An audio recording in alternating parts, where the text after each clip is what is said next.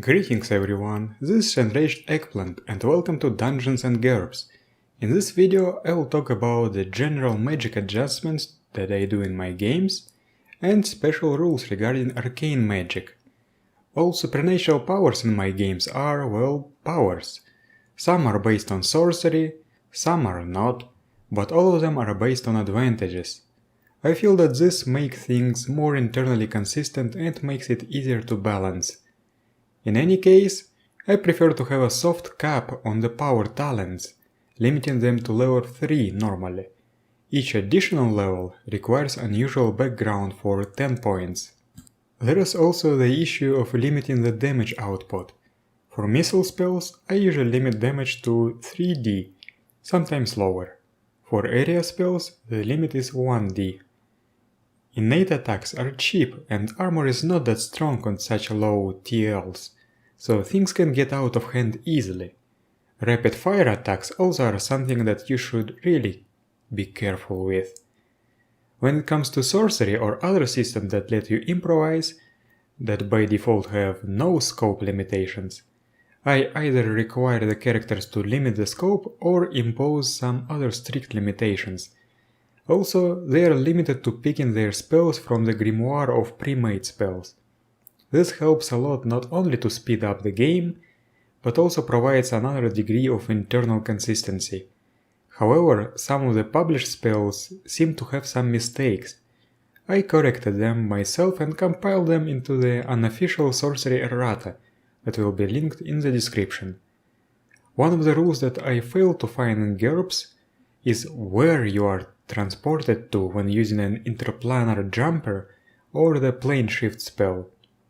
So I ruled that the user is transported to a location that he can visualize clearly, but with a deviation of 1d times 100 miles. If you have ever played with sorcery, you probably encountered players upgrading their spells with earned points, or applying limitations to make them more affordable. It is important to establish what is considered a single spell and what is considered a separate spell, especially when spells in some subsystems have assigned skills to roll against. For example, wizards in my games have these so-called power skills. Of course, if a spell has multiple levels or has an improved version, it still uses the same skill. However, some additions might change the spell in a way that does not feel right, unless it is done by using a spell technique. For this purpose, it is suggested to allow the casters to modify casting time and cost to make spells more affordable, but still allowing using the same skill. Anything else, even removing somatic or verbal components, requires buying the modified spell as a separate spell. Such limitations are appropriate for scholarly magical traditions, such as wizardry, shadow casting, symbol magic, archivism, but many other traditions work better if the character is able to improve his abilities in ways that represent better control over the character's powers. Why would a sorcerer that uses the power of his bloodline be limited to static spells of a wizard? But the power still should cost something. Do not let characters remove FP costs. In general, the GM should also be careful with temporary supernatural effects that make subjects better at using their supernatural abilities. For example, while a spell granting a bonus to IQ may make casting easier, once cumulative plus 400% enters the scene, things become much more prone to abuse. Extra care should be devoted to granting sorcery talent and sorcerer's empowerment.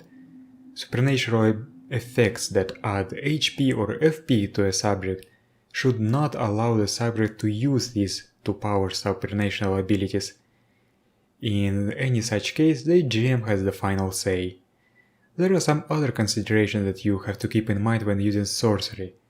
According to Jason Levine, when using sorcery-based casting, switching to a new spell may be considered a part of casting it. It cannot be separated from the casting and must be performed consecutively. This is a quite vague matter, so it's up to the GM. I do not use that. I also suggest you to remove the size modifier limit when using sorcery-based casting. The definition of the subject is very vague and I will link a forum post that describes this in more detail in the description. Perk level spells that are taken as learned spells can be maintained indefinitely for free without needing to cancel any other active sorcery spells. This is a ruling from Pyramid 382. For sorcery-based casting, when the most expensive spell is bought at full price to allow maintaining 2 spells, the second maintained spell must not be more expensive than the full cost of the spell that was bought at full price to allow this second slot. The same applies to cases when more than 2 slots are available. This might be a bit difficult to wrap your head around, but it prevents some rare exploits. I also really like the simple spell components article from Pyramid 3.113. I allow the use of the components for all powers except Chi, Psionics and Incarnum. I also wrote up a post about gathering components from slain monsters that I will link in the description. If a character possesses both the Imbue advantage and Sorcerer's, Clerical or Divine empowerment of the same power source, he can, and usually should, take them as alternative abilities. There is also the issue of ritual casting, familiars, permanency and meta magic, but that will be discussed in a separate video. I also have to mention that I allow the use of the Trade Fatigue for Resistance rule from page 169 of GURPS powers. It provides another way to spend FP, and that's always a good thing, especially for those who do not have any supernatural powers. In my setting document, I've written up dozens of different spellcasting traditions for all the various power sources. However, I do not limit the players to just that. They are free to come up with something else, as long as it fits the tone and the power level of the rest. One of the most common power sources is magic, arcane magic to be more specific. Arcane spellcasters wield mysterious magical powers. Some learn spells from dusty tomes, some possess innate powers thanks to their bloodline, and some channel magic through bardic arts. In any case, their power depends on the ambient mana and can be neutralized by certain spells and advantages. While arcane magic typically is the most flashy and obvious, it has a limited scope. However, these scope limitations do not apply to racial abilities of some magical creatures, so it is possible to find a creature that can, for example, use minor healing as an arcane ability. The scope limitation exists mostly to preserve the flavor and the mechanical niche of other types of magic. Most of the rulings here are taken from the Wizardry Refined article from Pyramid 360, but some are new. First, arcane spellcasters cannot learn fungus spells unless the spells may be learned as part of another allowed college. Arcane spellcasters cannot learn animal and plant spells, with no exceptions. Arcane spellcasters cannot learn the following food spells: Purify Food, Create Food, Essential Food and Monk's Banquet. Spells such as Create Object cannot create food. Arcane spellcasters cannot learn healing spells, but there are 3 exceptions: Lend Energy, Recover Energy and Share Energy. As these manipulate magical energy directly, wizards may learn them as meta spells. Arcane spellcasters cannot learn weather spells, with the exception of those dealing with lightning, a traditional wizardly attack. Wizards learn these as air spells for all purposes. Arcane spellcasters cannot learn clerical spells of the following list, inspired by holy spells from page 200 of GURPS Magic: Bless, Curse and Vigil.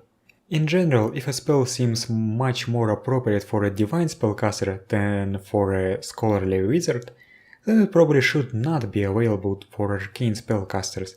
Consult your GM when in doubt. Arcane spellcasters cannot learn druidic spells of the following list: Create Animal and Create Mount, which feel more like animal spells than illusion or creation spells, and Create Spring and Dry Spring.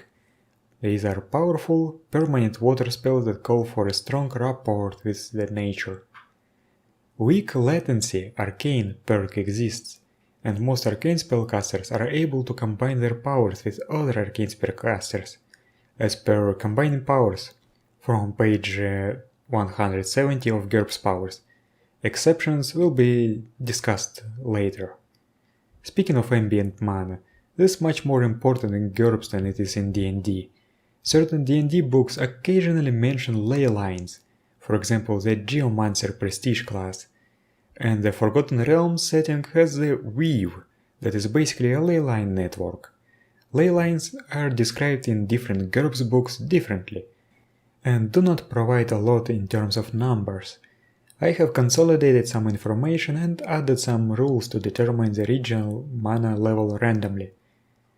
The world has a network of ley lines, invisible lines of higher than normal mana connecting high mana or very high mana areas, and forming boundaries between regions of different aspected mana. These lines channel energy between high mana sites, the so-called nodes. In my setting document, there is a ley line world map that shows the only 8 nodes of very high mana in the world, and mega lines that connect them, and the no mana zones in the centers. Aside from these mega lines, minor ley lines exist on the regional level that is not shown on the map. In general, assume that each 250-mile world map hex has 1d-2 nodes of high mana and 1d+2 areas of low mana. Low mana areas are more common than high mana areas, justifying the -10% value of the magical limitation. Raw magic can often be found along the ley lines. Specialized ley line spells exist for easier transportation, communication, and casting along them.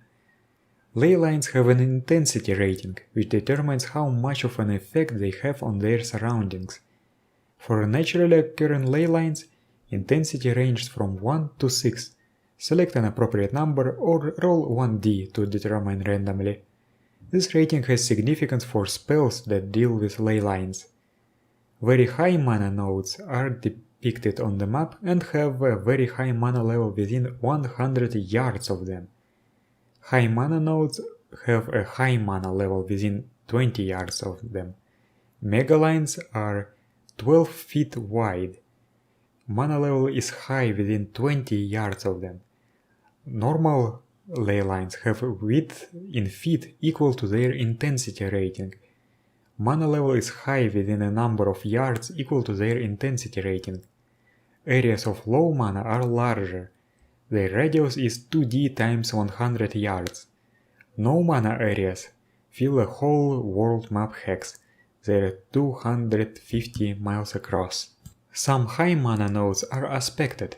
For example, an earth aspected node will have a very high mana level for earth spells to cast around it, low mana level for air spells, and high mana level for all other spells. Areas of wild and twisted mana that are described on page 59 of GURPS Thaumatology are very rare and are no more than 10 yards across. These types of mana can be encountered in any mana level. Alternatively, you may use random mana level generation to determine the local mana level. I'll link the post that describes this approach in the description. And that's it for this video. Thank you for watching and I'll see you in the next one.